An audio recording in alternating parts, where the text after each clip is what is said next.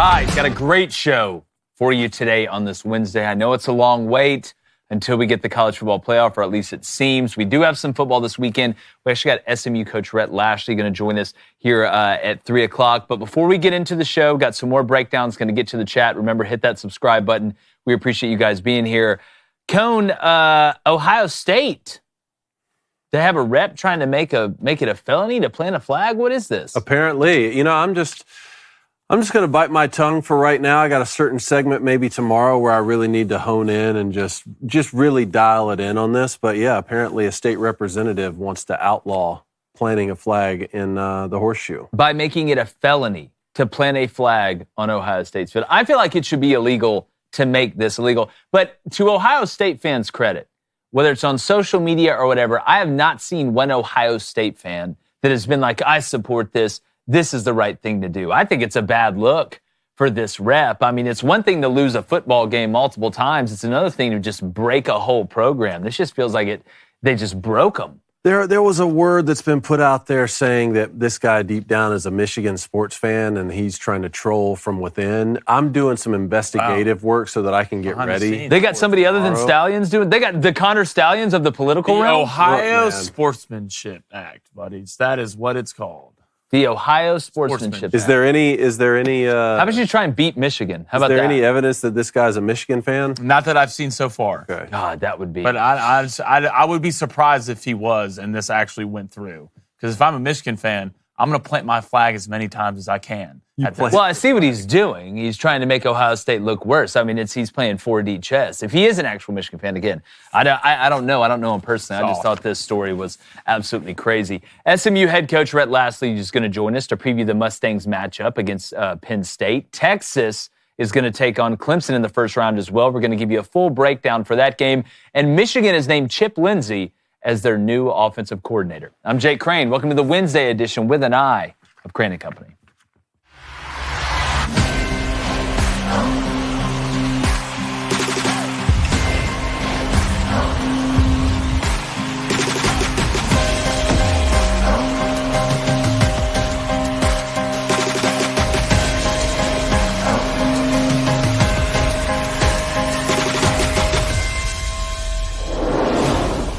Texas is a damn good football team, and in my opinion, even though Sarkisian is an offensive guy, the strength of the Longhorns is the defense, and their front seven is nasty.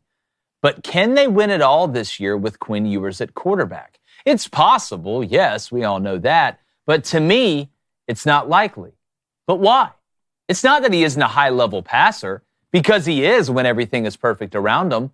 It's not that Quinn can't occasionally wiggle out of trouble, because he has, but in a tournament where they need to win 4 games in a row against really good competition, your quarterback has to be able to create more times than not when the play breaks down or the rush starts to get to you, and he cannot more times than not.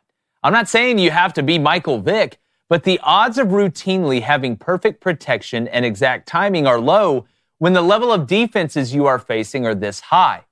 Now, to win a national championship in today's game, not only do you have to be able to sometimes turn disaster into a minor problem at the position, you have to be able to turn a bad play into a great play occasionally. And I don't think he possesses that ability. Add that to the lack he is as a run threat, and the probability of all the chips consistently falling into a perfect line, and the odds of winning 4 straight against these teams is very low. Sark's Professor X level formationing and play calling can't save that. Sometimes it's about the Jims and the Joes. So maybe the overarching question is, can Texas win the whole thing relying on their defense and just above average quarterback play? Possibly. And to be honest, that might be their best bet. Former Michigan quarterback David Cone, my brother, former Western State Colorado wide receiver Blaine Crain. I'm not saying Quinn Ewers is a bad player. He's not. But in order for Texas, now having to play a first-round game, to beat Clemson, beat Arizona State, win a semifinal in a national championship, David, at some point the plays are going to break down and you have to make that heroic play, or you have to possess the capability, even if it's to get away from pressure to throw the ball away. And at least the 2 times against Georgia and in the past, once it gets hot and heavy, he really can't do much. Quinn Ewers has done some incredible things when he's gotten on a football field. I think he's also made some very frustrating plays, especially for Texas fans out there.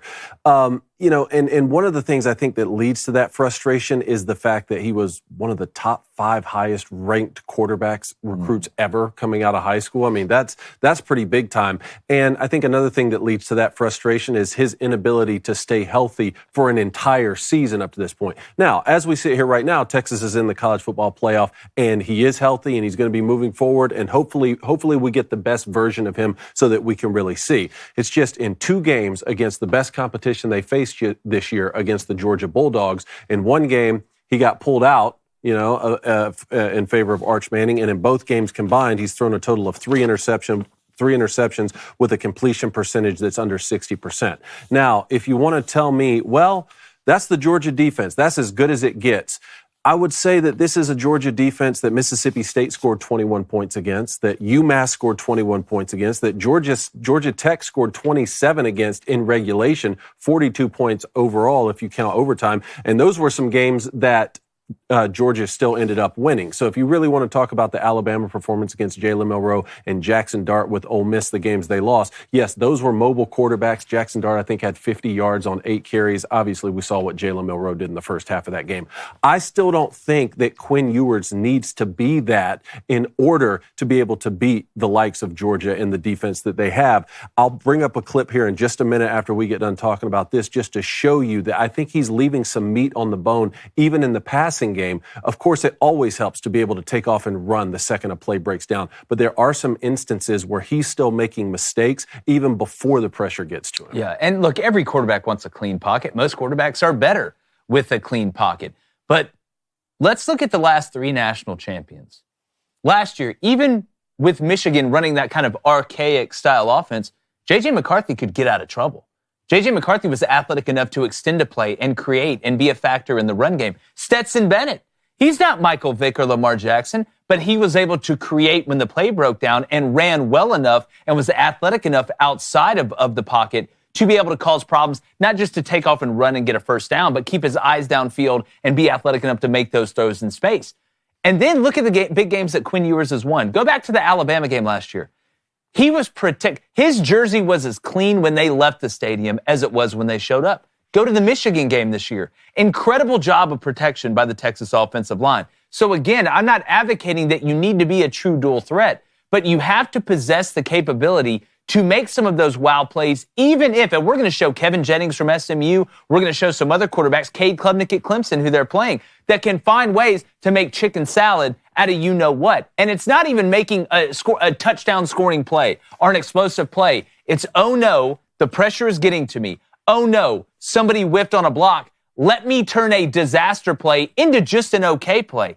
Even if it's making a guy miss and throwing the ball away to get you into 2nd and 10 instead of 2nd and 17, Blaine, and again, I'm not saying Quinn Ewers is a bad player. I'm not saying I don't think Texas can win the national championship.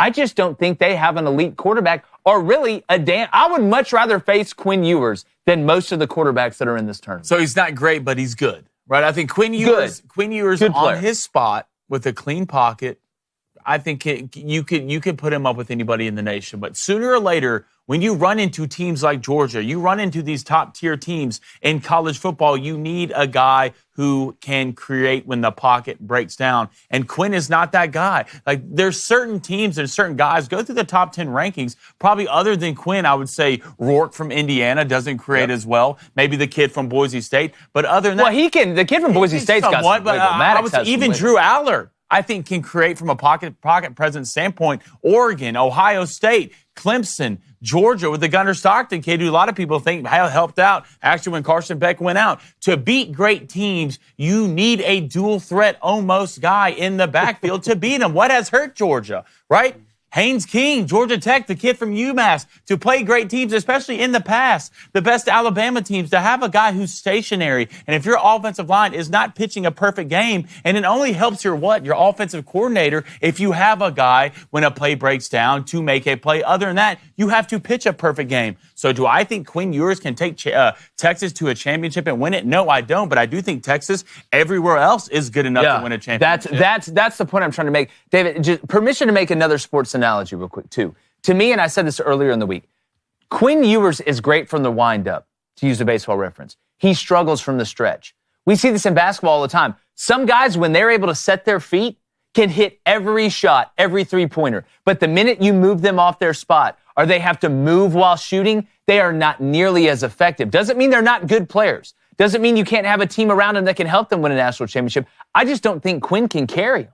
Yeah, I just think it's funny to hear that you got to have a dual-threat quarterback to beat great teams when Tom Brady's probably the slowest quarterback that's ever played the game, and he's won more Super Bowls than any single franchise in NFL history. So I get it. Again, but Tom could create in the pocket.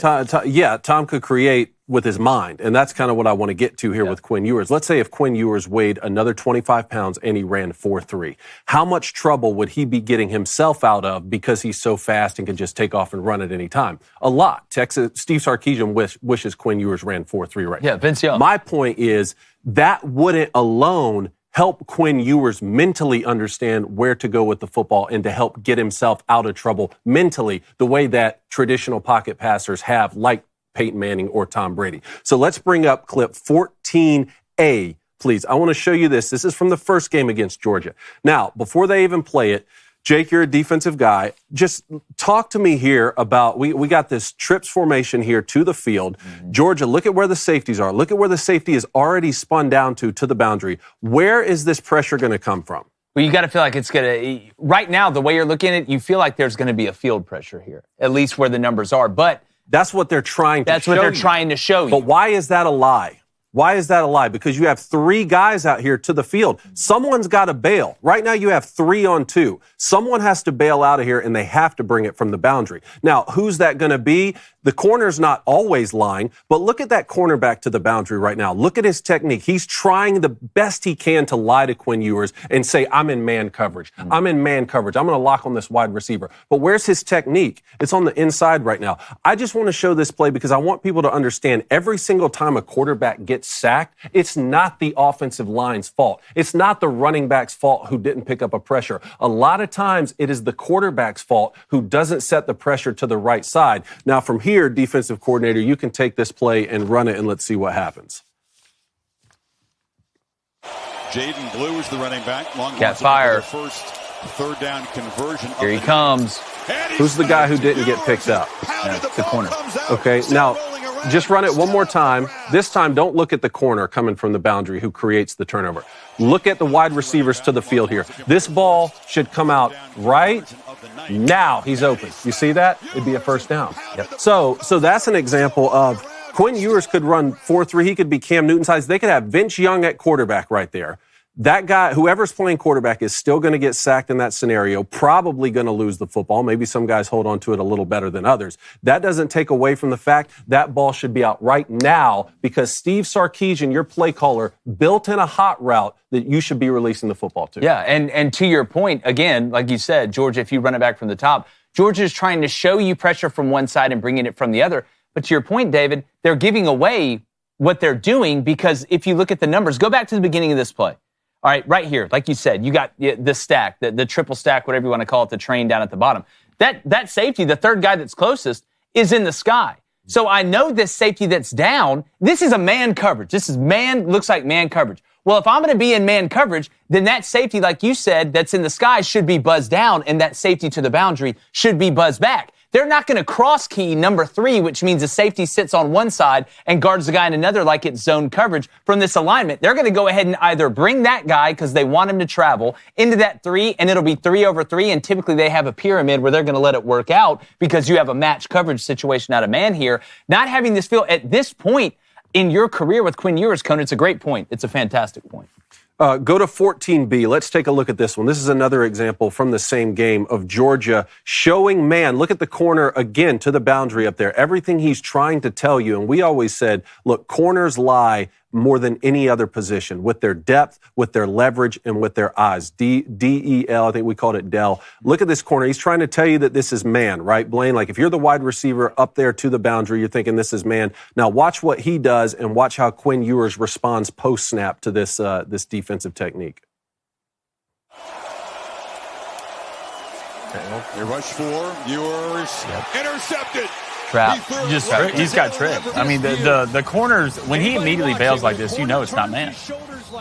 Well, and it's a zone turn. Yeah, and this is what Kirk Herbstreit's saying. You have a zone turn and you have a man turn. If I'm locked up in man, I have the ability to turn my back to you after the ball is snapped. If it's zone, I'm going to open up with my eyes into you because I'm seeing Q to 2. Now, we can talk about pre-snap leverage and all this stuff. Basically, this is a trap coverage in the boundary. It turns into cover 2 into the boundary. And here's why I always talk about the smash alert and why number 2 being on the ball needs to tell you that something is up. Right now, the defense knows they're in zone coverage.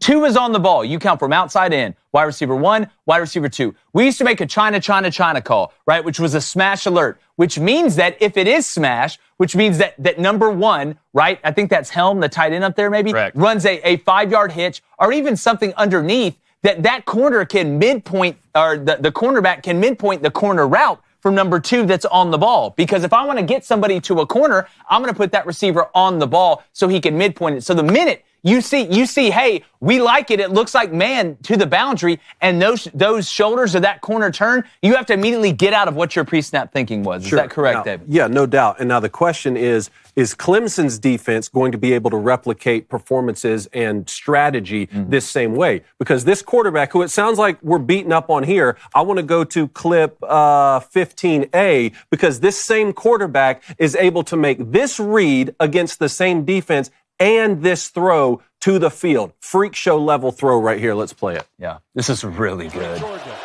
See if they come after yours on 3rd and 13. In pocket, on his spot. To the back shoulder. Look at that. Get away from But what was the difference between this play and the play we just ran? It looked like Georgia was simulating pressure. The play before we just saw here, there's no simulation of pressure, so Quinn does not have to worry about it. He can sit in the pocket, feel good about it, and feel comfortable. Because you got to remember, Georgia was getting after Quinn Ewers, bringing it from all different directions. Any way you want it, you got it. Can we pull up the play we just saw before this? Right? Okay. All right. It's somewhat simulating pressure here. You don't to the field. You don't know exactly who's coming or where it's coming. And the back of your mind as a quarterback, David, your clock automatically what? Speeds up, yeah. Right? And so it forces you into bad decisions. But the play we just saw after this was Quinn, no simulated pressure. He felt good about his protection. He could sit in there, throw a ball with a clean delivery. And Quinn on his spot. It's one of the most dangerous guys in college football. But he's easily tricked. And if he is moved, I do not think he has a great feel or pocket presence. Yeah, well, and again, the play after this one where he completes the pass, these are both looks against cover 2. Now, that first one may be cover 6. They may be running 4 to the field and 2 to the boundary. I wasn't watching the field. But to me, this is where spacing matters when you're facing teams that like to run cover 2. Not 2-man, which is what I would have run here. And David, I don't know if this corner busted or not, because to me, it looks like this may be a 2-man call, and the corner just thought they were running cover 2. But the spacing when you're running cover 2, what that safety is taught, because the corner is responsible really for the flats. We used to tell our guys, you're at 5 yards, you're outside leverage, funneling your receiver inside, your heels are on a cliff, you do not go back when you're at 5 yards as opposed to press bailing. Well, what we always used to think, what happens if 2 guys go vertical in cover 2, where the safety has to cover both of them? Well, the safety is taught, I've got to be deeper than the deepest, and I've got to split those 2 receivers, right? Because I'm like this, over the top trying to play 2. You want to make that quarterback, right? You got to be able to get to the inside throw quicker because that's the easier throw. The longer throw is the outside throw where you could speed turn and go make the play. But either the corner busts it, because this is a whole shot throw, is what it is against to the field. To the field, which is insane. They call that an NFL throw. That is like the dichotomy of an NFL throw. It's really good. I don't know if it was a bust by the Georgia corner or not. I need to look at the coverage a little bit more. But the ability to recognize that and the clean pocket while the play is developing down the field is obviously something that helps out Quinn Ewers. It's not that he can't do it. He just can't do it consistently. And if it doesn't line up perfectly, he struggles to create if he doesn't trust the throw to move outside the pocket. Now, what he does better, I think, than any other quarterback in the game right now are the layered throws in the intermediate pass game. True. And it just so happens that I think that is Steve Sarkisian's best ability, too, is to scheme guys open in the intermediate pass game. I got to see it firsthand when they played against Michigan. They really had, as great as Michigan's front 4 is, and the front 7 in terms of stopping the run, those linebackers weren't great in coverage, and Texas they schemed them well, but Quinn Ewers' ability to layer those balls to the second level, I think a large part of it, too, is he's a little bit shorter. We saw several batted balls in this game when Georgia did bring pressure. How much success can he have against this Clemson defense in that sort of How can Clemson's defense pressure Quinn and get after this Texas offensive line the way that Georgia has? If they do, it does two things. If you get in third down and passing, it puts Sarkisian in a really bad spot because, to your point, where Sark is the most deadly, and they brought this up during the Georgia-Texas game in the SEC championship, is that 15 to 18-yard window that is behind the linebackers and in front of the safeties. Because he knows where the holes are in a defense, especially in his zone coverage, and you put that linebacker in conflict and that safety in conflict with that divide there, and Quinn's talented enough to make those throws. So can Clemson do that without manufacturing pressure? Can Clemson do that without being in obvious coverage in obvious situations? But if you stop the run and you're able to pressure, obviously that's going to put your defense in a very behooved situation as opposed to not being able to get pressure and not being able to stop the run. What did Georgia do to Texas twice? They stopped the run. They got them into predictable downs where they could manipulate coverages, mix coverages, and be able to confuse Quinn. It's just like anything. It's a lot easier to read an Eric Carle book about a caterpillar and a kite than it is a Harry Potter book about Professor Snape and Voldemort, especially when you look at the differences in stopping the run and not stopping the run. But on the other side of this game, on the Clemson offense, David, I want to kick this over to you. Cade Klubnik possesses the ability not only from a scramble and wiggle out of it, but quarterback design run game like we're going to see here against Pittsburgh in this play to be able to add another element which truly gets a hat on a hat. And to me, I'm going to say something that may be controversial. I would rather have Cade Klubnik than Quinn Ewers. I would rather, if I had to pick. If you said, Jake, you got to pick, you're starting a team from scratch, the only two quarterbacks you can choose are Cade Klubnik and Quinn Ewers. Cade is not as much of a nuanced thrower as what Quinn is when it comes to layering the ball, but he can make all the throws, and he can also do this. Go ahead and play this clip against Pittsburgh, because this stuff is deadly. Go ahead and play it. Quarterback draw. Running back picks up the backer. Here he goes. Makes a safety miss. Gets underneath the DB. And he goes and scores a touchdown. Now, Cone, I don't think Texas's defense is going to be giving up 50-yard runs for touchdowns. Sure. But it's not about the 50-yard run. It's about the 5-yard run, the 8-yard run, the scramble ability when it's 3rd and 7 and Texas got you locked up because Pete ran 2-man. That, to me, is where I think this could pay dividends. Yeah, and keep in mind, that's with a minute left in the fourth quarter on the road, Clemson down by 3. That's a huge moment in a big game. And for anyone who says, well, it's one thing to do it against Pitt, it's another thing to do it against Texas, they are right. That's why it gave me even more confidence to see Cade Klubnik do this and have success on the ground against the South Carolina defense. Now, what can you not do? Let's play the very last play against South Carolina when Clemson's in field goal range. I believe this is 16A. Let's go to 16A, please. Yep. Let's play this. This is the Cade Klubnik you don't want. 2 plays before a potential Here, field goal attempt. Klubnik can't miss behind that. It wasn't picked up. You know, and when you're throwing that, you're not thinking that. You're thinking you're putting it in a spot. Well, there's no way it'll be picked. It'll just be incomplete. But the football does crazy things, and you have to understand your team's already in field goal range with a chance to tie it. And this Texas front 7 is going to move you. Cade's going to have to make throws on the run. It's not just about taking off and being able to escape and go run for touchdowns. It's about creating on the outside while keeping your eyes down the field. Nothing used to keep me up at night more as a defensive coach. Not that you're going to run sort of some combination like Poco or post wheel or mesh or clear out or anything like that. It's what happens when the defensive line either gets back there or they don't. One guy gets back, the quarterback rolls out, and instead of taking off and running because we're not in man, we're in a zone coverage. Now it has to turn into man, and my guys are having to cover somebody for 5 to 6 seconds, which you can't do. Clemson is going to have to win havoc plays. That's how they're going to have to move the ball against Texas, because Texas is so damn good at stopping the base stuff. I think if it comes down to Texas having to create on offense or Clemson having to create on offense, even though Texas's defense is better, I think Clemson can create more. And that's the biggest thing. I mean, if you're Clemson this game, you want to feel like you have to be balanced to win this game. You do. If you play against Texas and you become one-dimensional, that's the thing, and nobody's talked about it enough, and I hit it a couple weeks ago. The best part of this Texas team is their defense, right? Their front 7 and their secondary. Maybe the best in the country. And the back end might be best in the country if we really put it down and look at it. So Phil Maffa has to have a big game on the ground, not just design quarterback runs, but in the RPO game when Cade actually has something he can read, and as a defense that stresses you out. The only way you can beat great teams like this, what I said earlier, it's tough to beat them with a stationary guy at quarterback. You need a guy who can extend plays and create in the pocket. Yeah, and I want to get to the chat. The phone lines are going to open at 2:30. We got Rhett Lashlee coming on at 3, so we're going to get to calls at 2:45. Let's try and keep them quick so we can get everybody in. But we always talk about this.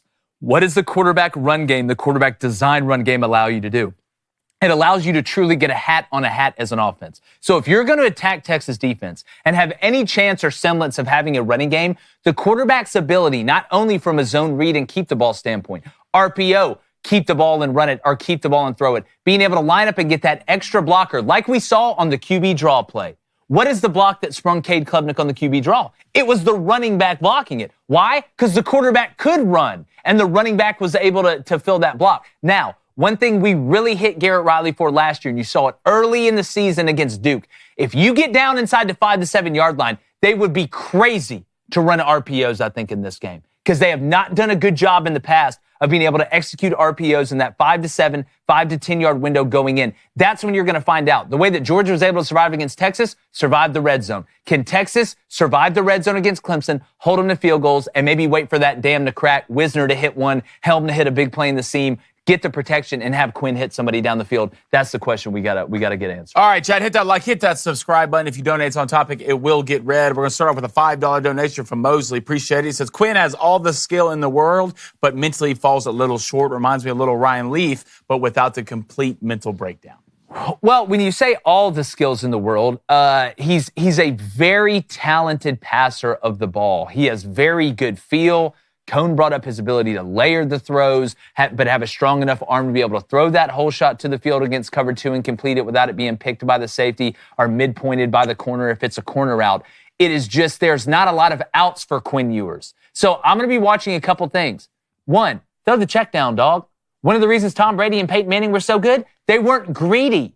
Typically, quarterbacks and offensive coordinators are the greediest people on the planet. If the check down is there, throw the check down. If the first couple read or the first read isn't there and there is no check down because the running back stayed in protect, throw the ball away. Get to 2nd and 10. It's the sacks that he just folds like a cheap tent when there's pressure, when you're in 2nd and 16. Or he just guesses and throws the ball into a coverage that maybe confused him, like you showed that clip earlier when it turned from what he thought was man coverage to probably cover 6, 4 to the field, 2 to the boundary, and the corner was able to jump that route and pick it. Let's go to Parker, who says, I am blitzing the heck out of Quinn Ewers and make him make a play. Keeping him uncomfortable is going to make this game easy for Clemson. Well, you can't just do one thing.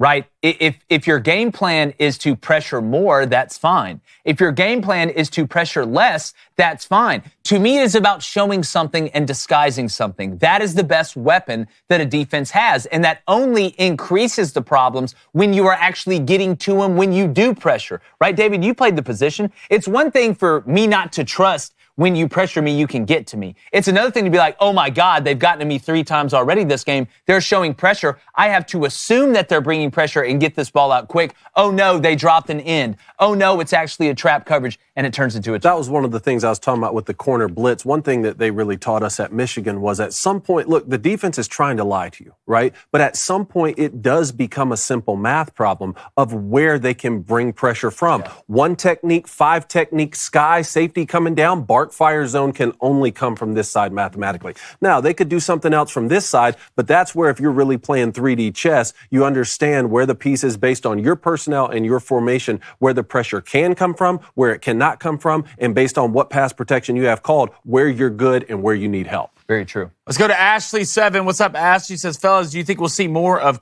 of Arch Manning in the playoffs? It's time to have a package for this guy. Sure. I think you're just going to see him in short yardage, whether that's on the goal line, whether that's on 3rd and 1 in between the 20s, whether that's on the first 4th down that they feel like they're going to go for. There is a pass coming with Arch Manning on a 4th and 1. You can bet on, and David drew up a play in Huddle Up a couple weeks ago that I think the pass is going to be off because they've used it as kind of a gadget play somewhat. Arch Manning scored on it. There is a bluff coming off that to a tight end or some sort of influence guy that's able to catch a pass as well. But a lot of Texas fans want Quinn Ewers to wake up. Well, he probably needs to drink some Black Rifle coffee then. All right, because it's delicious. All right, they got a ton of different roasts, light roast, dark roast. They got espresso. It's Electric Eagle stuff. It's fantastic. Cone drinks it. Why do you think he's always jacked and tan every morning? And you can also help a great cause because every purchase you make make helps them further their mission to support veteran and first responder causes, everything from getting funding and equipment to first responders to helping our veterans get medical care. So it's not only delicious coffee, they actually have a coffee quiz you can take. Maybe if you don't know exactly what blend you need, it's almost like wine pairing, what taste you like with what wine you need. They do the same thing with coffee. It's delicious, it's great, but also it supports a fantastic cause. So head to blackriflecoffee.com right now. Use code DailyWire, all one word. Get 20% off America's coffee. That's blackriflecoffee.com with code DailyWire. All right, let's move on here, David. All right, boys. Penn State hosting SMU. Obviously, Coach Lashlee going to come on here in a little bit. Going to be a whiteout, right? In Happy Valley, you showed me that graphic. The line right now, -9 Penn State. So that's gone up at least 1.5 points, I think, since Blaine talked to us about where it opened. 53.5 on the over-under. I think that's gone up a little bit, too. How's this one going to go? Well, the easy answer would be, SMU is the underdog. A lot of people don't think they belong in. Penn State's going to roll them. That chip on the shoulder motivation is not just because we have Coach Rhett Lashlee from SMU coming on here in 30 minutes. By the way, the phone lines are open, 1-855-236-3228. We're getting to those early. I think this SMU team, as far as togetherness, and this is something I want to talk about, they have, everybody's like, they were able to right the ship against Clemson and come back and make it a close game. This isn't the first time this SMU team has righted the ship. Remember the beginning of the year when they had to sneak past Nevada in the first game? Or they looked inept from a blocking standpoint against BYU and lost that game? They rallied the troops, had a 2-quarterback system with Preston Stone and then Kevin Jennings, were able to not only rally behind one guy, but reel off all these wins in a row. I don't want to hear about the schedule. The level that they're playing at right now, even after the loss to Clemson, compared to 2 to 3 games in, is light years away. But here's what this game's going to come down to, because they all come down to it. It's the line of scrimmage. So if you're SMU, there's skill guys. I can go get skill guys in FCS at receiver that can come up to FBS and make plays. Can your left tackle block Abdul Carter? Can your center snap, block, step, and back block that nose or that shade from Penn State? That's what it's going to come down to. And when I look at this SMU team, Penn State's going to do one of two things to him defensively with Tom Allen, who's a hell of a defensive coach. They're going to say either, we think we're better than you, so much better than you up front with our front seven compared to your offensive line. We don't need to bring any added pressure. We can run our base stuff, overs, unders, and just beat you one-on-one and supplement the best part of your offense, which is the skill position, even with R.J. Maryland out for the season with extra help. Or they're going to say, you know what? We've got to keep Kevin Jennings in a box. So we're going to bring pressure and not give that pass rush time to get back to him and let him escape it and make a decision. Either way, you have to have an answer. So can SMU on both sides of the line of scrimmage, their offensive line in pass protection and run blocking, their defensive line in getting to Drew Aller and not letting offensive coordinator Andy Kotelnicki let his plays develop down the field, where Penn State is different this year. They can take shots down the field. They can be creative. When he has time, that's where Tyler Warren can run all these Mickey Mouse and Dr. Seuss routes down the field and mesh guys into each other and break a man coverage. That's the question that's got to be answered, and that's typically the difference in the newbies that are working their way up, like an SMU in Power 4, and a Power 4 powerhouse like a Penn State. That's the difference at the line of scrimmage. We got to wait and find out, but I do know this, David. Having Kevin Jennings and his athletic ability back there can get Penn State out of a lot of trouble. Can he capitalize when he gets out of that trouble? And how much man coverage will Tom Allen run against SMU because he can run like that? You like the 9 points right now? This game is so hard to bet. The biggest factor I kind of look at the beginning is the weather, right? It's going to be cold and snowy in this game at Penn State, and how does SMU adjust to that? And another thing SMU can do if they are overmatched up front on the offensive line against the Penn State's defensive line, tempo. Yeah, how fast can I run these guys to get them tired? That's only going to help you. And on the other side for SMU, if it's me, first thing, you got to stop the run game. What is Penn State best at? They want to run the football, and I am sending everything I have at Drew Aller. Drew Aller is a quarterback. If you get to him early, he will make mistakes. You have to win the turnover battle if you're an SMU. Is SMU ready for this moment? This big of a stage? Like the ACC Championship, they were somewhat ready for it, at least in the second half. But are they ready to go into an environment like this? Because I promise you, it's going to be hell. It's going to be held at Penn State, one of the loudest stadiums in the country, and a whiteout. I can't wait to see how Rhett Lashlee and his guys stand up to this opportunity. Yeah, I agree with you on SMU's defense and how will they hold up against Penn State's rushing attack. I was thinking the same thing before the ACC championship game. But let's just talk about a couple things here that we've seen from both of these programs. SMU in that ACC championship, it looked really ugly there for a while in the first half. All of a sudden in the second half, they stormed back, not just to make it close, but to tie the football game and force Clemson to make a 56-yard field goal to win it. To come back in a game like that, you need adjustments on offense and defense. So I've seen SMU in a big-time game recently play from behind. I've seen that. Now, on the Penn State side of things, in the Big Ten championship game, it looked like there were some times where Oregon was going to run away with that. It seemed like Penn State was able to answer on offense and sort of get into this shootout-type game against Oregon. I haven't really seen that from Penn State. But then also earlier in the season against the Buckeyes, they got up 10-0. They got up 10-0, weren't able to hold on to that lead, and I saw them give a game away. So I'm just really interested to see here, how can these teams, if someone does jump out to an early lead, will it be safe, or can we see the other team come back? Yeah, because we saw Penn State literally try and take the air out of the ball against Ohio State when they went up 10-0 early in that game. They looked like a totally different team philosophically on offense than they did against Oregon and really the rest of the season. I mean, Penn State hasn't had trouble winning any of the games they're supposed to win. It's the game against the big dogs that they haven't been able to win. So how are they going to view SMU? But I do want to make this point when it comes down to pass rushing Drew Aller, because Drew Aller's not going to win any 100-meter Olympic gold medals by any stretch of the imagination. But if I'm on an SMU defensive coach this week, especially a defensive line coach, you still have to have a lot of integrity as a pass rusher against Drew Aller, because he does find ways to extend plays. And he's a little bit more athletic in a goofy way, kind of a Jameis Winston way, than he looks. So you can't just assume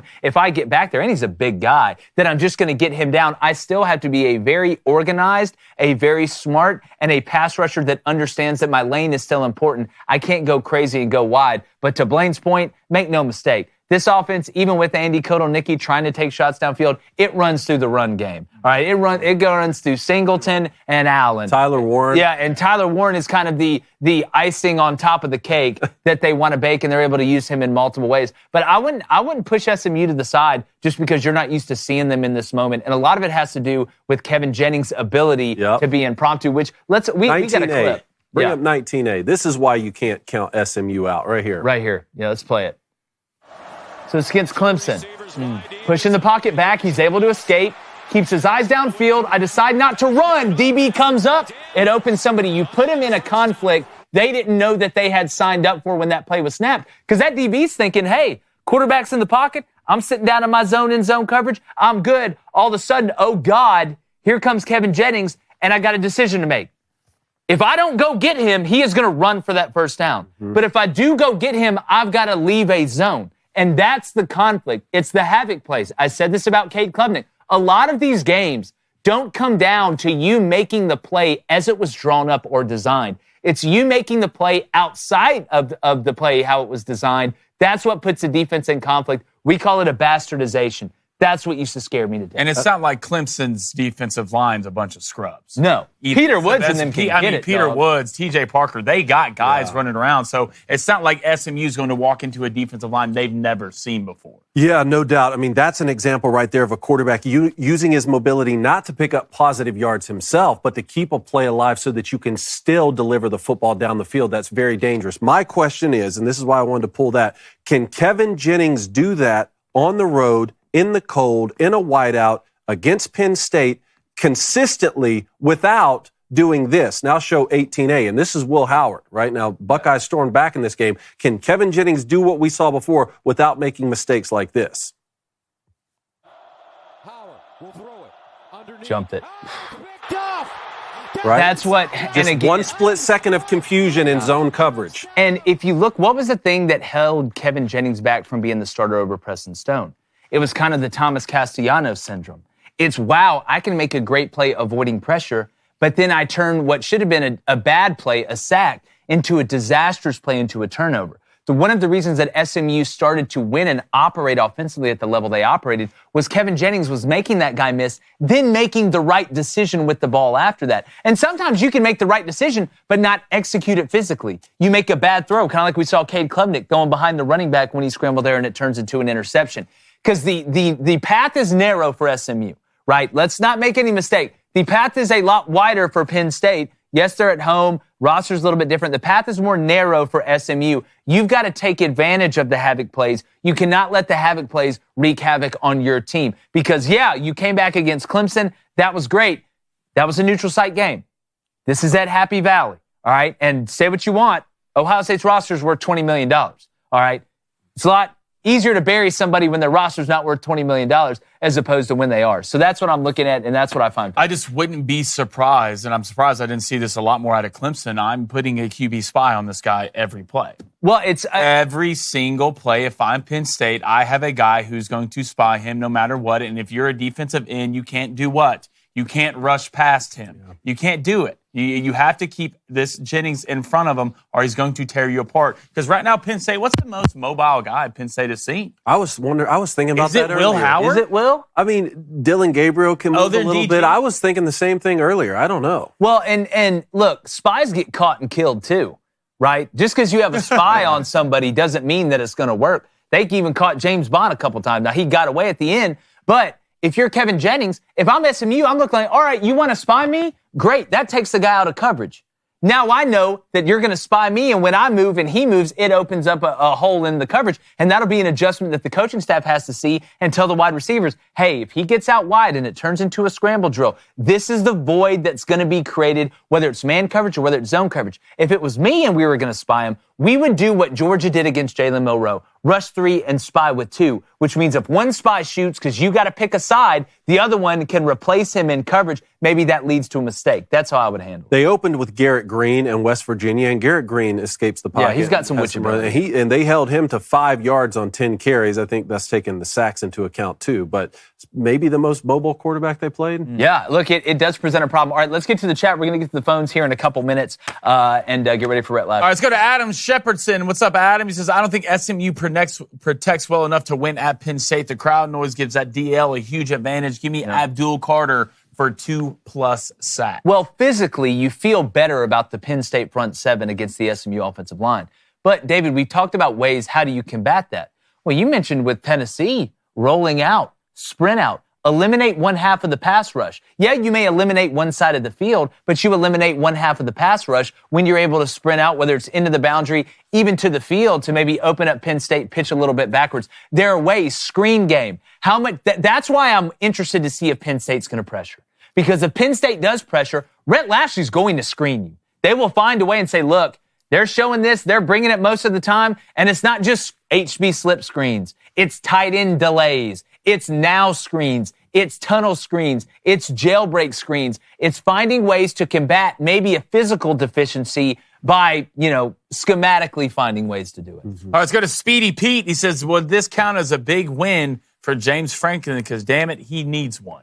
It will be a big win, but I don't think in the eyes of Penn State fans it's going to be like a win over Michigan or Ohio State or Oregon the way that it was in the past when we used to have divisions. So I don't see it that way. Let's go to JC. He said it's going to come down whether or not SMU can get pressure on Aller and slow down the run game. Penn State we saw Allen go off against Oregon. I wouldn't be surprised if he does the same thing against SMU. Well, what's one of the best ways to get pressure? You get them in passing downs. You get them in downs where you know what's going to happen. Because if you can't stop the run, we talked about this with Indiana going against Notre Dame. If you can't stop the run, that is the greatest camouflage for a quarterback coming off play action, or it doesn't get you. It's hard to sit here and pin your ears back when it's 3rd and 2 as a defensive end. It's hard to sit here and say, guys, it's 3rd and 3. They're definitely going to throw it. You don't know that, especially if they've been leaning on you in the run game as well.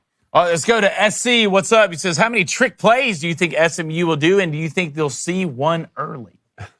Maybe not as many as Penn State. Yeah, I mean guys, like this isn't your grandfather's Penn State play calling. I mean, look at what they did with Tyler Warren. Go back and watch the USC Penn State game and see what they did with Tyler Warren. Because a trick play isn't just a flea flicker. It isn't just a reverse. It's an eligible tackle.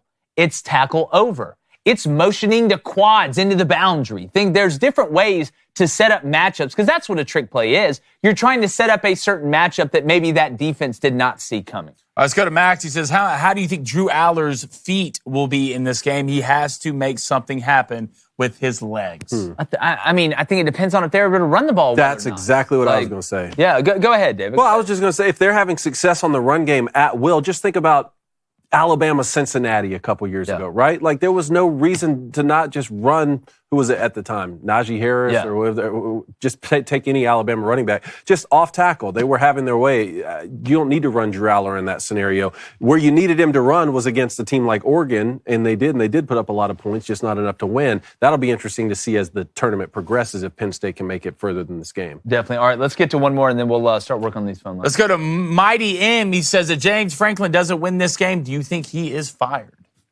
No, I don't think he's fired.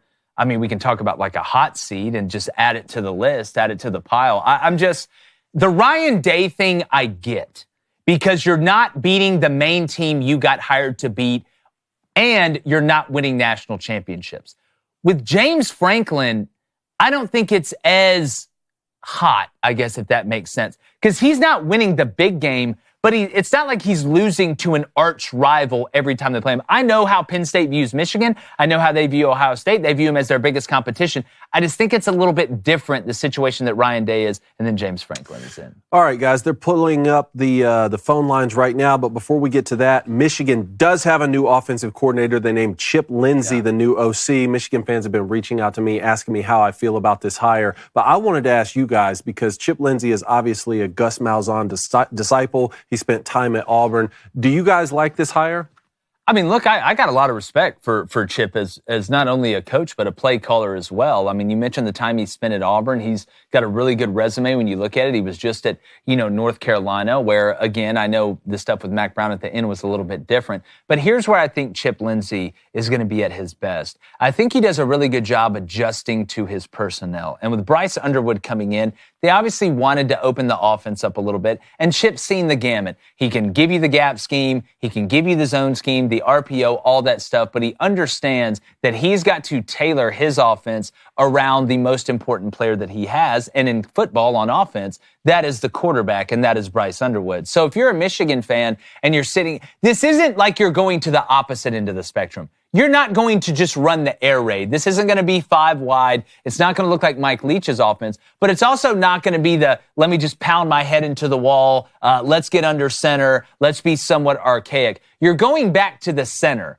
You're not going to be on the fringe. And I think that's what you want, because you want to give Bryce Underwood every opportunity to use his, what we think and what they're paying him for, elite skill set as an athlete in every way possible, right? Being able to take shots down the field, being able to be complex from a combination standpoint in the passing game, but also being versatile enough in the run game, whether it's to a zone scheme, whether it's to a gap scheme, whether it's to an RPO, zone read, or whatever, to be able to put the defense in such a conflict with an athlete like Bryce Underwood. So I think it's a good hire. I think it's quality. Well, just remember, head coach Sharon Moore was the offensive coordinator for that national championship run when Jim Harbaugh was the head coach, and he didn't call a single pass play in the second half of the Penn State game when he was filling in as the interim head coach. Obviously, Sharon Moore wants to run the football. I don't know what happened with the offensive coordinator, Kirk Campbell. I don't know if he was being micromanaged on scheme. I don't know.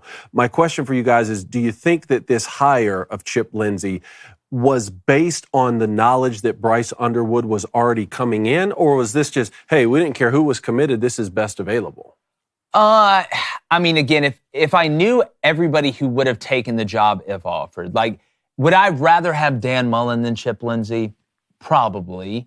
But if that option wasn't available, what Chip Lindsey is going to give you is the capability to change, but also play to certain strengths. So it's not like you're abandoning anything. Mm-hmm. You're not abandoning the run. You're not going to be running the same thing that you've seen the past couple years. His offenses lend to having the capability to do multiple things and then figure out what you're best at and then do that most of the time. So and he coached up Drake May and Jared Stidham. Look, Chip Lindsey can... Yeah. And coordinator's different than head coach. Will Sharon Moore let Chip Lindsey be Chip Lindsey? I think he will. We'll see. We'll see. All right, let's go to the phone lines here. We got a Pongo alert with David in Tampa. David, what's going on today, man?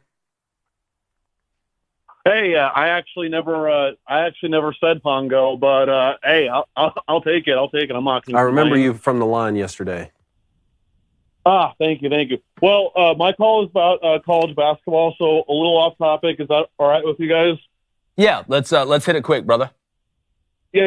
Okay, so I was doing a little bit of research, and something fascinating that I found was of all the men's basketball teams in the top 25, 16 of them have leading scorers that are transfers. So whether they transfer this year or they transferred a couple of years ago, they're all transfers. Auburn, Florida, Alabama, Tennessee are all examples of that.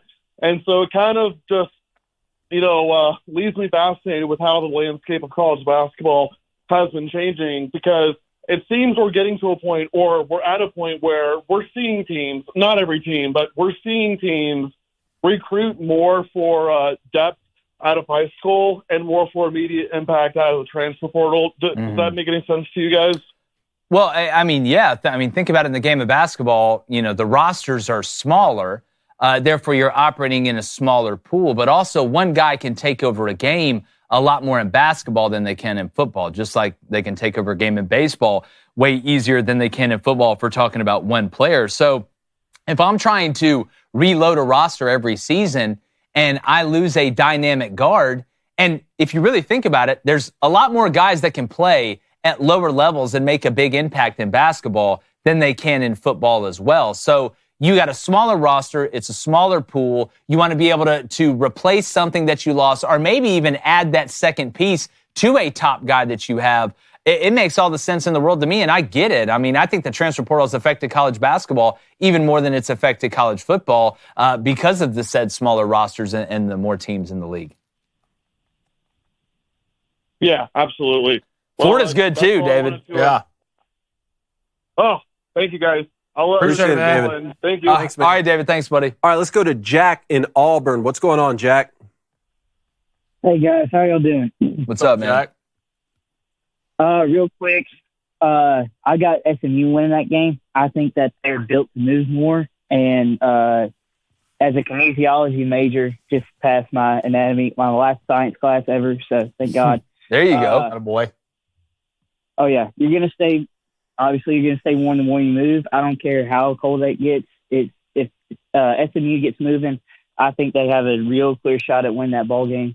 But I want to ask y'all about the bracket specifically, because as I was looking at it, a big media darling is not going to get a guaranteed marquee game in Notre Dame because they are stuck independent.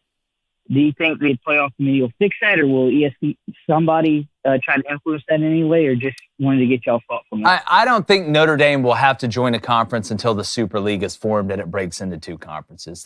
If they haven't done it by now, I don't think they're going to do it. I mean, you look at where they're at in the bracket. We got a great interview with Brian Driscoll from Irish Breakdown coming up here later in the week as well. I don't see them being forced into joining a conference. Now, as far as the first thing you said, and it's actually escaping my mind right now, the first thing that you brought up, they got the NBC, Notre Dame does, that's dangling out there. I just don't see them being forced to join a conference until it goes into a Super League. But the SMU thing,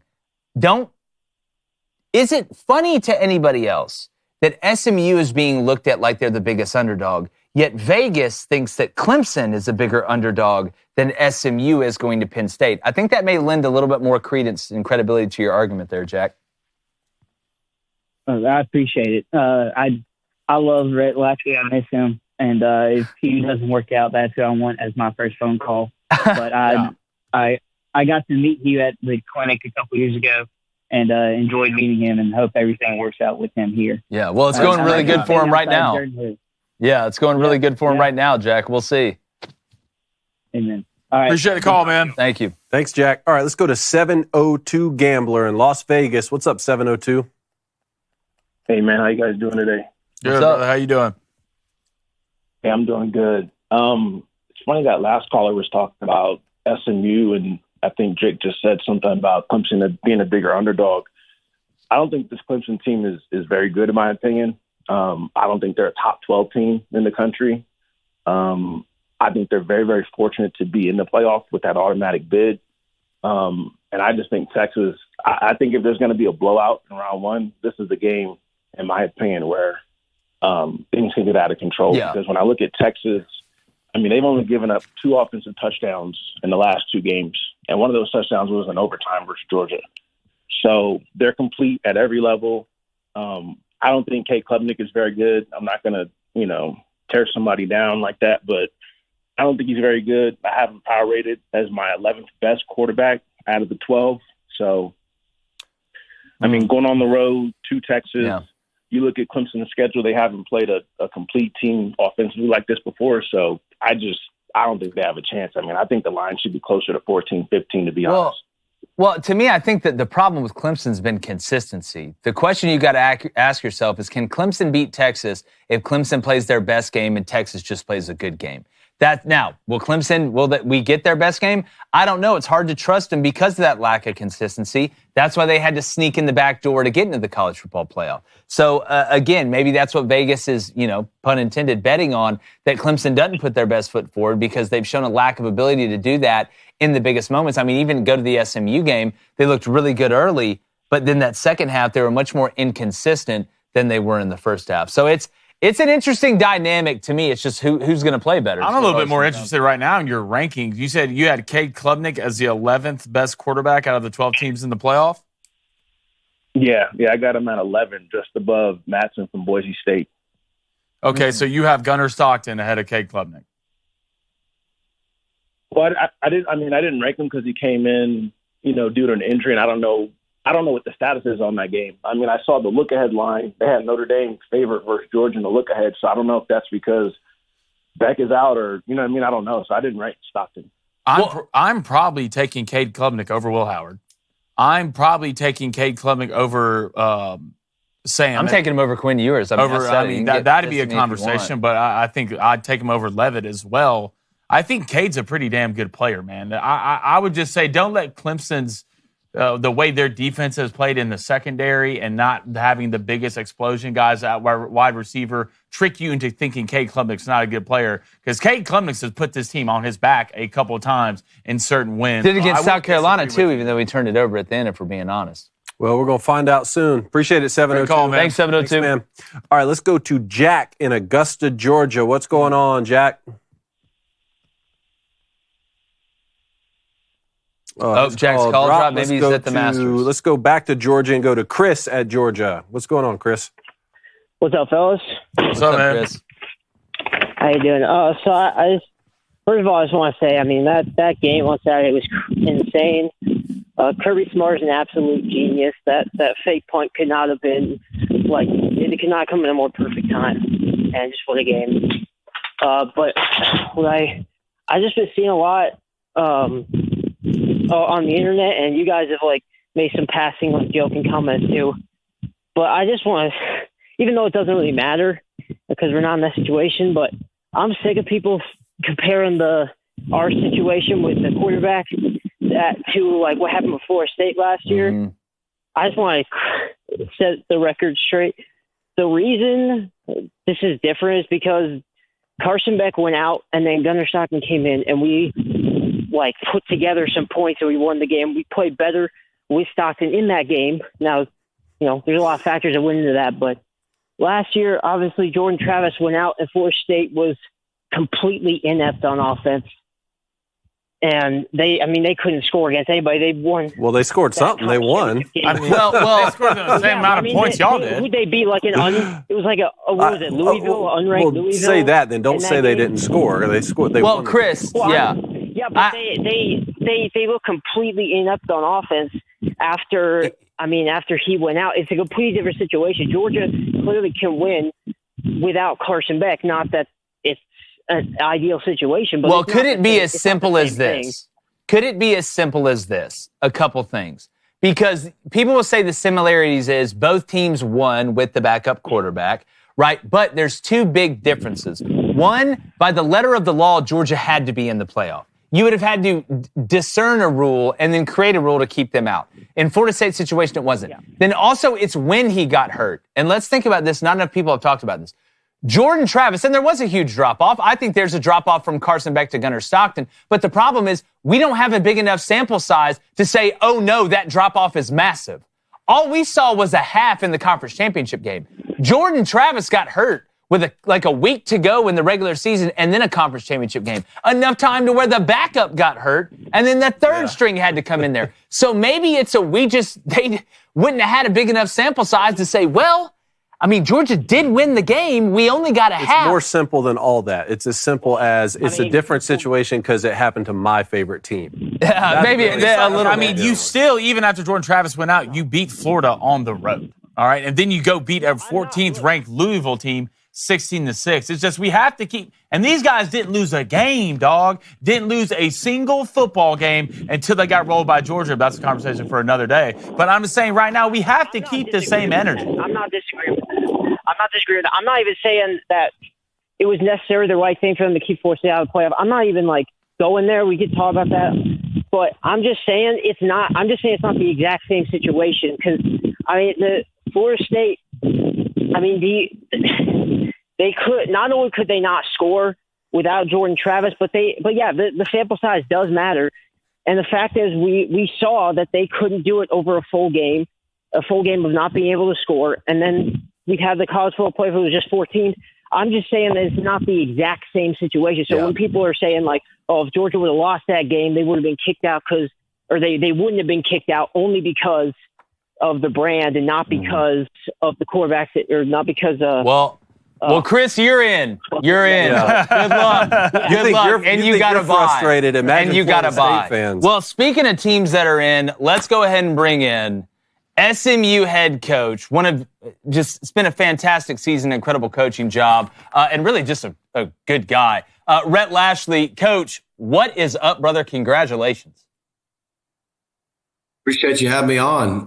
We're trying to figure out this whole transfer portal and get ready for a playoff game. Yeah, well, Coach, let me for a second. I'm glad you brought that up because, the biggest complaint that I hear from buddies in the coaching world is the calendar and kind of how this thing is, even if you're not in the college football playoff, even if you're prepping for a bowl game right now.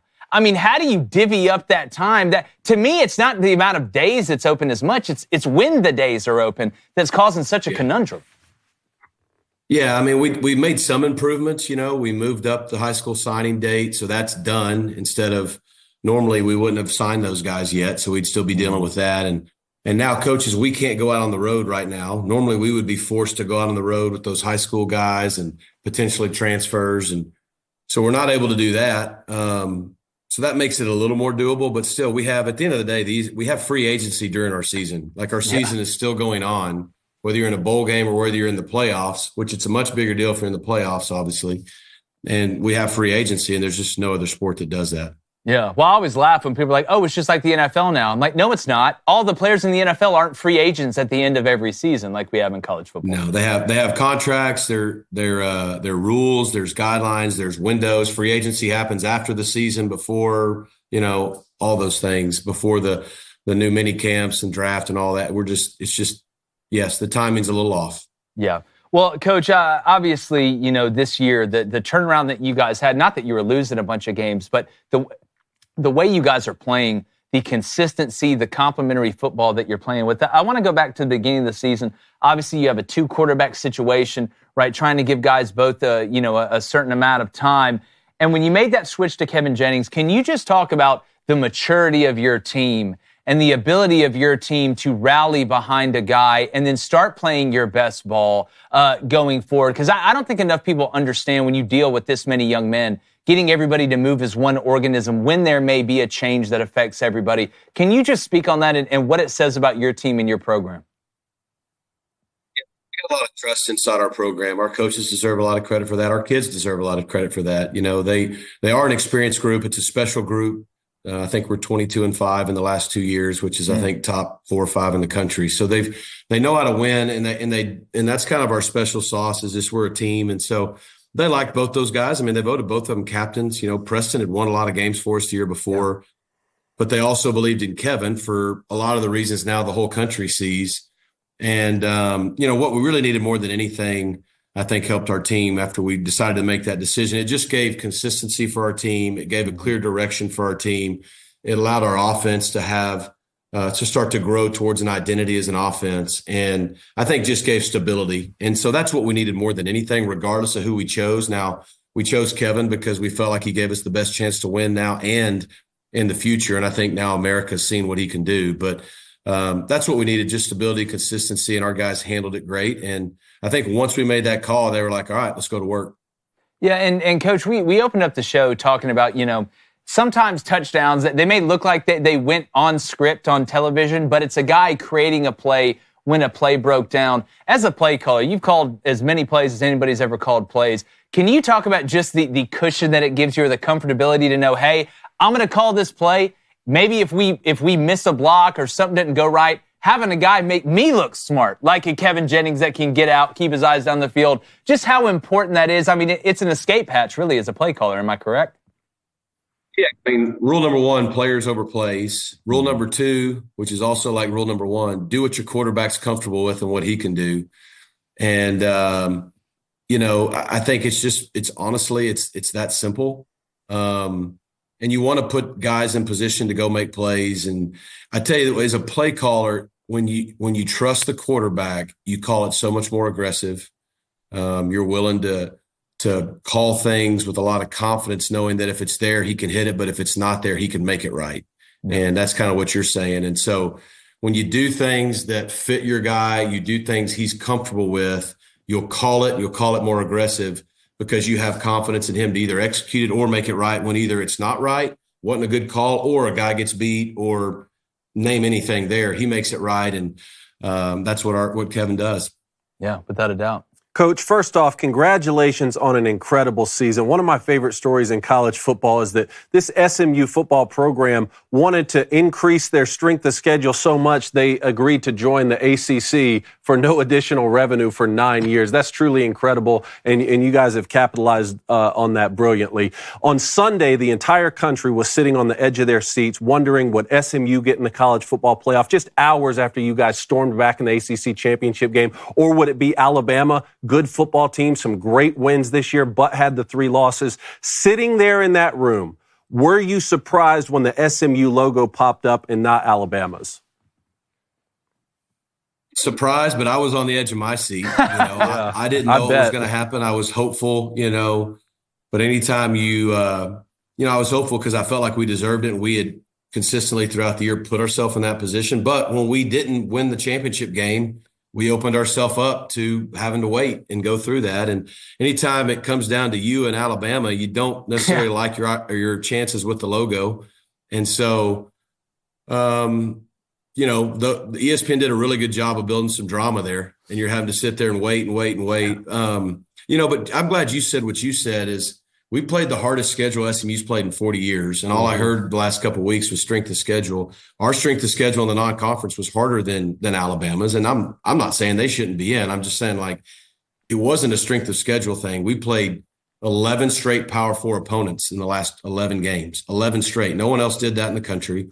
We played BYU and TCU in the non-conference, 2 Big 12 teams that went a combined 18-6. So, we played a good schedule. And then in our conference games, we won by an average of 19 points. So I think our guys deserved it. But, man, until you see that Mustang logo pop up instead of the A, you're definitely not feeling great. I can't imagine. I just want to put this playoff game into perspective for 1 second. In the inaugural season of a 12-team playoff, you're about to lead your team into Happy Valley for a night game, a road game here. I've been to Penn State when it was a whiteout. The most incredible experience of my college football career is going on the road there to play there. Can you just talk about what it means to be able to go there, play in that venue, and if you had one key to victory that you could control to be able to beat Penn State, what would that be? We're excited. I mean, I think, first of all, the college football playoff having the first round games be on college campuses is awesome. Yes. Unfortunately, we got to go on the road, but I still think it's awesome. and to your point, 106,000, arguably as good of an environment as there is in college football. We're getting a whiteout. If you're a competitor, man, that's what you love. I mean, you got to love it, and it's going to be hard. We know that. It's going to take our best effort of the year to come out of there with a win. So we're excited about that. And we're excited about the fact that it's the first ever 12-team playoff. There's 12 teams that can compete for a national championship, and we're one of them. Yeah, that's pretty special. In terms of one thing, I mean, there's probably a lot of things we need to do. We've got to hold our composure, especially early in the game. We've just got to withstand the early just surge of energy, emotion, adrenaline that's going to come from both sides, but then obviously their crowd. And, we've done a good job of that all year. Of course, we haven't played in this environment all year. And I think if you go back to last week, we played in a really good environment in Charlotte. We played one of our worst quarters of the year in the first quarter. And that's uncharacteristic of us, but we got down 21-7. And that just made it harder as we clawed back the whole game. And we can't afford to do that on the road in Happy Valley against a team as good as Penn State. One correction, it'll be a noon game, not night game. Sorry, but still a whiteout. Correction. Still a whiteout. Still gonna be cool. Yeah, okay? for sure.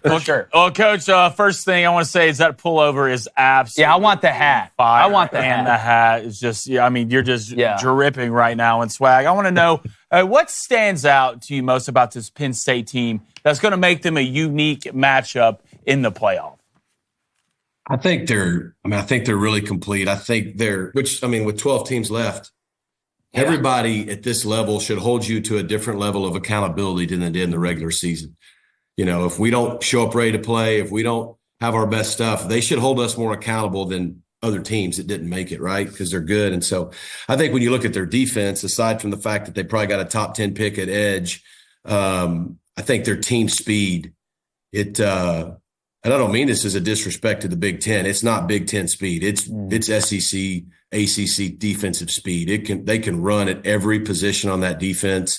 I think they're really experienced. A lot of 3- and 4-year guys on that defense, and so that's what makes them a problem defensively. Is you see them play film against Ohio State and Oregon, and those teams don't look as fast as they normally do playing against Penn State because that's how fast their defense is. I think when you look at their offense, obviously, the uniqueness of what they do with Andy is really hard to prepare for. Tight end is an elite player. Elite.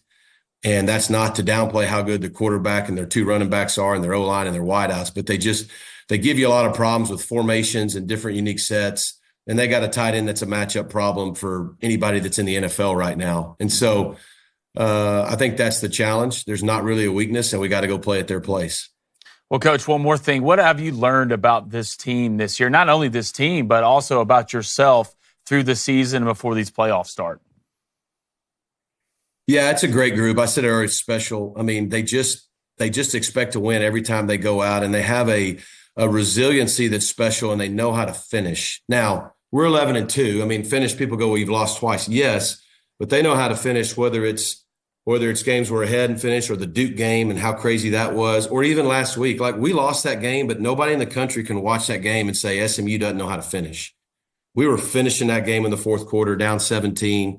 The way we came back, our guys just they control how they respond.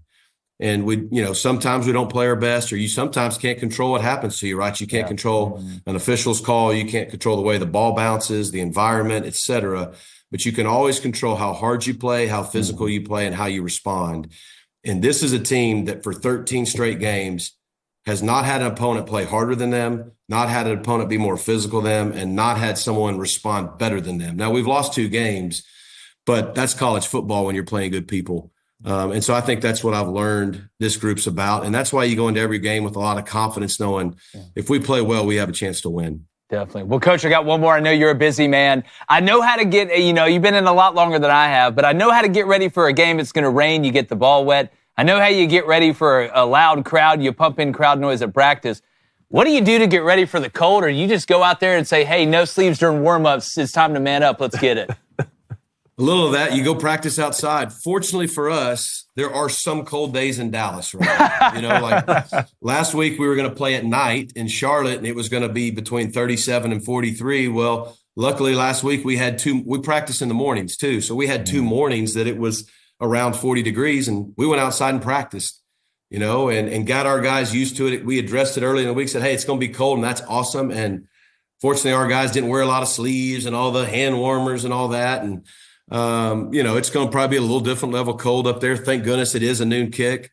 So whether it's 30, 35, like tomorrow morning, it's going to be 40 degrees at 8 a.m. and we're going to be outside practicing. There you go. Let's go. And if we were playing somewhere it was going to be 80, we'd probably go in the indoor, but that's not going to be the case. Yeah, and popsicles for breakfast. That's what I do. Coach, again, man, congratulations. What an unbelievable job. And really, this is going to keep ramping up for you guys. You've set an incredible precedent, and SMU is here to stay. And again, thank you for joining us. I know you could go on a million shows. Thanks for choosing ours, and it's been really fun to watch this group, and I know you guys are enjoying it. Man, I appreciate y'all having me on the show. Yes, sir. Rhett Lashlee. Coach Lashlee. They're back, baby, in a big way. Really excited for them to go play at Penn State. You could just tell. That was awesome. Dude, just a cool, that's what I'm saying. I think when you watch some of these guys on TV and, you have to have an ego in this business and in a lot of businesses to have success. But sometimes the guy you see on the sideline, and Rhett's actually pretty, chill on the sideline. Now, there's some times where you got to go get after somebody, but you kind of think maybe these guys are something they're not. I'm telling you, Rhett Lashlee is one of the good ones, and a lot of these guys are a little bit different than what people see on TV. So really great conversation there. Good job hooking that up. Well, dude, look, I appreciate him coming on, and you got somebody coming down the pipe. We'll see. A certain head coach from somewhere. But let's go ahead and get back to the chat.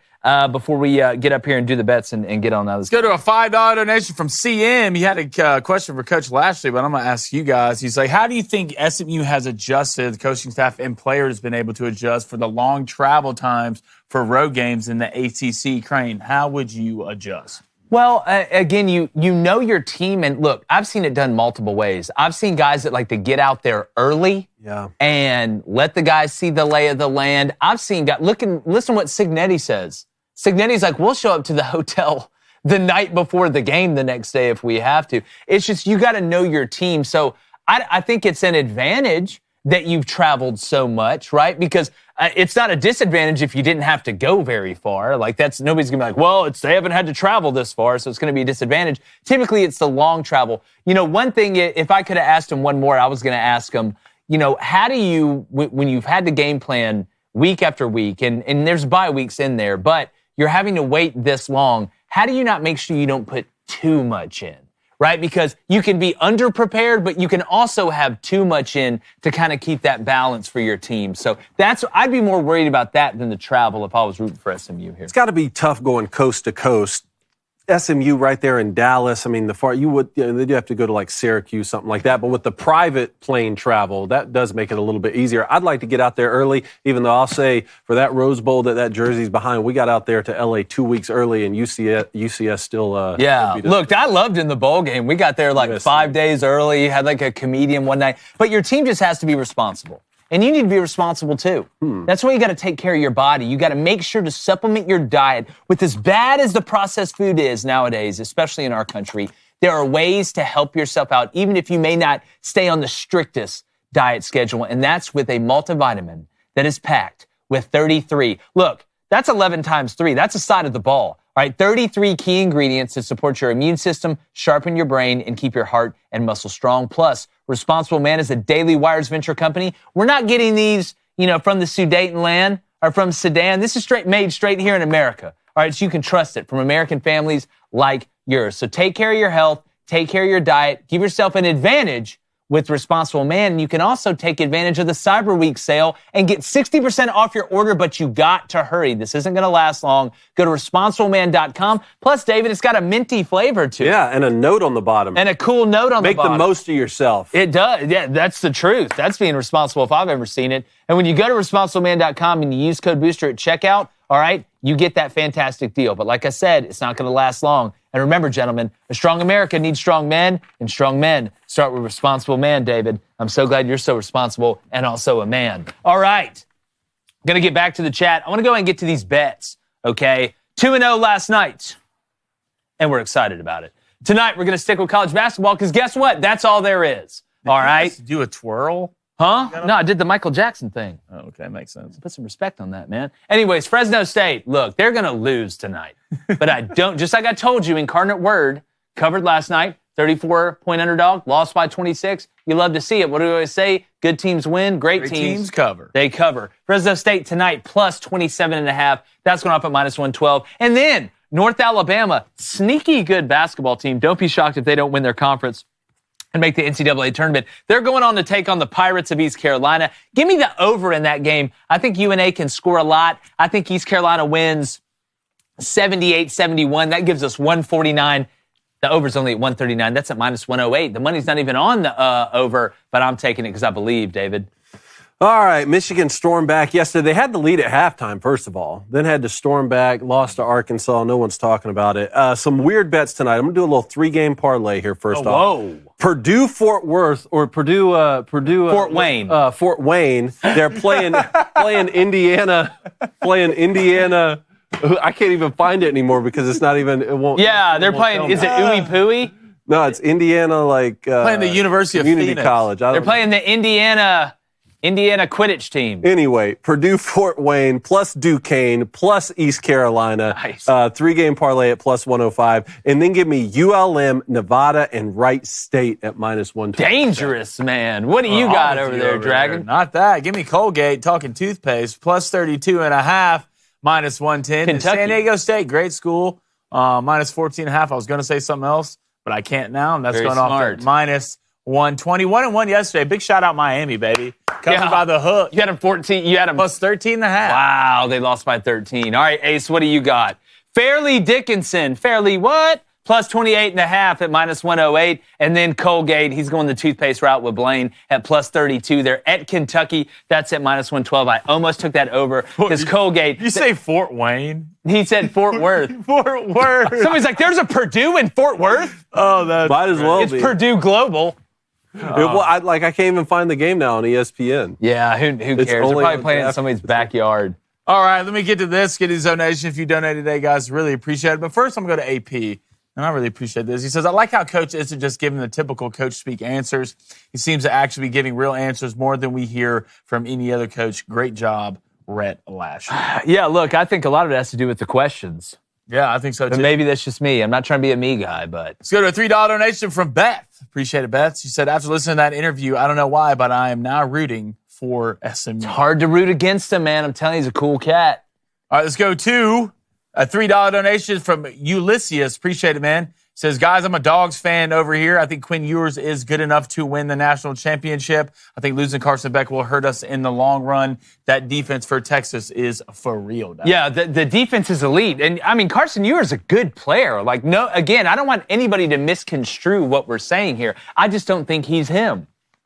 All right, I got logged out of this. I can get right back in. Let's go to a $5 donation from the Bayou Boy. What's up, man? He says, if I see Notre Dame win a couple playoff games, it's only going to hurt me worse. Brian Kelly, what have you done to my program? Yeah, you may not want to see this interview we got coming up in the next couple days. But I will say, I thought, and again, we haven't shown the interview yet, thought Brian Driscoll was very classy in his opening answer. Because if I was him, I'd have probably came on here and started throwing it'd have been a flamethrower at LSU. That man they tried to destroy him on social media. They tried. You remember that? They tried it. Dude, that was an avalanche. All class. Class all the way. Also, this is the Purdue Fort Wayne Mastodons against the Indiana University Indianapolis Jaguars. Dude, why can't y'all just be like Indianapolis and just the other one be like Fort Wayne? Why y'all got to do this? No, man. Like, this is like, I didn't know because we want people to think. We want people to think it's Indiana versus Purdue. Yeah, what the long con. Let's go to $2 donation from Derek Carson. He says, "Woo pig, boys, woo pig." Yeah, big win for Arkansas last night. SEC basketball, all-time high. Let's go to a $5 donation from the AU man. He says, "Guys, I've been a lot of talk about Jackson Arnold to Auburn. What are your thoughts?" Here's what I'll say. I think Hugh Freeze is in the point where either you got to go get a baller out of the portal. If he's there, again, what's in the portal? You can't invent somebody. This isn't weird science. You can't just invent a person to come in and play quarterback. Be awesome if you could, but I don't think you can take the risk of going and getting a guy that was a mediocre player and then him turning out to be a mediocre player again. You did that with Peyton Thorne. You can't do it. So either a baller comes in the portal. I want the Mendoza kid from Cal. That's who I want, who's in the portal. That's who I'd go get for two reasons. One, I saw him ball all year. And two, he took one look at Brian Harsin and couldn't get out of Cal Berkeley fast enough. That's the type of guy making decisions I want on my team. But either that or you got to let a young guy come in here and hope that he can turn out to be this phenom like a Lenora Sellers looked or a Lagway looked where you're like, we can't get rid of the coach because this young guy is going to leave. I don't think you can meet in the middle in this situation. Is this because Diego Pavia beat Auburn and then they didn't get him out of the portal, and now you don't want him to let Mendoza get away? What? Maybe there's a little bit of that in there, but I watched Mendoza's good. Yeah. He can run it, he can throw it, but he's got that dog in him. That's what Auburn hasn't had at quarterback, right? They had a nice guy, just a nice guy. He'll open the door for you, right? He'll, walk the old lady across the street, but that's not the guy you want going 99 yards with your boys, to quote Mendoza, like he did. I want somebody with some dog in him. Let's go to $5 donation from S. Boone. He says, where do y'all rank the Pop-Tarts Bowl in your bowl prestige rankings? Depends on the Pop-Tart. All right? Look. I don't want no cinnamon Pop-Tart. No. All right? No. The best Pop-Tart ever was the Spider-Man Pop-Tart they came out with. I don't remember the exact year. Who this man? Go play Fort Worth. And Cinnamon? Yeah. Cinnamon Pop-Tart? Is garbage. Listen, I tolerate a lot of things sitting in this chair. Strawberry, yeah. But I will not tolerate brown sugar cinnamon Pop-Tart slander. I won't either. You can make up for it by saying you love the s'mores Pop-Tart. Don't, mid. I'd much rather the s'mores bar. What is going on today? S'mores is the only good one. Pop-Tarts are gross. I'm not going to listen to an NC State fan. Y'all got enough problems. Okay, Auburn is horrible. Hey! Okay? You leave them out of this. Oh, also, Yankees signed Max Fried. Who cares? Yeah, I'm sorry. Are we talking about people that are dead to us? Spider-Man Pop-Tarts? Dead to Max me. Fried? Go blow it in the playoffs for somebody else. You'll fit right in there. Dark cloud. The dark cloud over Yankee Stadium. It's my face. Let's go to a $5 donation from Chris. Appreciate it, Chris. Oregon winning the Natty this year would be historic. Think of how tough these games will be after already beating the best the Big Ten has to offer. We had to be historic for Oregon anyway. When's the last time y'all won it? Like 1800s? I can't remember. Oregon. I know y'all played for it. Oregon's played for it. National championship? Yeah. Oregon hadn't won one. They've never won one. You talking about football? Yeah. No, that's what Phil Knight's trying to. He said he wants to see. So it'd be historic regardless of who y'all played. Y'all just hadn't won it. All right, let's go Michael Dyer wasn't down. Let's go to a $10 donation from Neil Godwin. Appreciate it, Neil. First post, I work nights and listen to you guys while tracking satellites. This is a good guy to have in our corner. All right, corner. we're cool, right? Yeah. We're definitely cool. He says, have you guys looked at next year's schedule yet? My Ducks appear only have one challenge all year, which is Penn State. Not yet. My mind. I've got to stay focused. I'll look at it when I get home. There's just so much going on. I'm just ready to get these playoff games. We need to get rocking and rolling. Let's go to a $5 donation from TNL. It says, did UNC just clean out the transfer portal by hiring a 6-time Super Bowl champion head coach? Well, yeah. Bill Belichick going to North Carolina, talked about it earlier. With the NIL and transfer portal, I think it's a little bit easier now to go from the NFL to college because there are some similarities, but it's not equivalent by any stretch of the imagination. We talked about that with Rhett Lashlee. Again, what happens the first time Bill starts, if you're going to cuss out Tom Brady, you think some 5-star 18-year-old from anywhere is safe? I'm not worried about him getting the guys there. I'm worried about how they are once they get there. That's what I'm interested to see. All right, let's go to a $5 donation from Matt. Appreciate it, Matt. He says, what's up, fellers? Says, should committee penalize a team losing to the same team twice in the future by knocking them down a couple spots in the final rankings? It's a good question because we're going to see it more and more in these conferences. Well, I think it depends on the team. Like, if they lost twice to Oregon, I'd be like, you lost twice to the number 2 seed overall. It's a lot better than, losing twice to a team that finished, 8-4 and snuck into the conference championship game, and you lost to them twice. So I think it depends on the team. So a $2 donation from Jay Bake. He says, OG Blueberry's the best. I will die on this hill. I just don't like blueberries, man. Not a fan. Never been. Let's go to a $5 donation from BCC. He says, hey, guys, keep killing it with the great bets. I'm making an absolute stack from trailing y'all. Cha-ching. Cha-ching. Hey, let's keep it hot tonight. Nobody's talking about it. We're just, what are we doing? It's like I said about Dan Lanning. What do they work on today? Blocking and tackling. What am I doing? Research. Making sure I'm eating enough. Getting my responsible man vitamins. Making good decisions in the betting game. It's just how I live my life. All right, let's get to this poll. If you donated today, guys, thank y'all so much. Really appreciate it. This side, it says, can Texas win a natty with Quinn Ewers? Yes or no? You want me to go first? Bing, bing, I'm going to say they said yes. Bing, bing, 61%. I think yes. Probably higher. 61 seems high, though. Seems high to you? 60%. Wrong. No, 64%. Wow. Yes. now. A dirty 36. Consider me shocked. All right, appreciate you guys joining us. Got a great show for you tomorrow. Shout out to Rhett Lashlee for coming on the show and what SMU is doing. It's just phenomenal. Make sure you get that Black Rifle coffee. Use code DailyWire. Get that 20% off. And then be a responsible man at responsibleman.com. Use that code BOOSTER. Take advantage of their Cyber Week sale. And like the chances of me not getting anxiety from not getting football every day anymore. We're going. Just persist. I'm like the guy from Wanted with that movie. Angelina Jolie. You're like the I guy. can just I can curve the bullet. You're like the guy from Sling Blade. We're going. Ain't no gas in it. Yeah, what?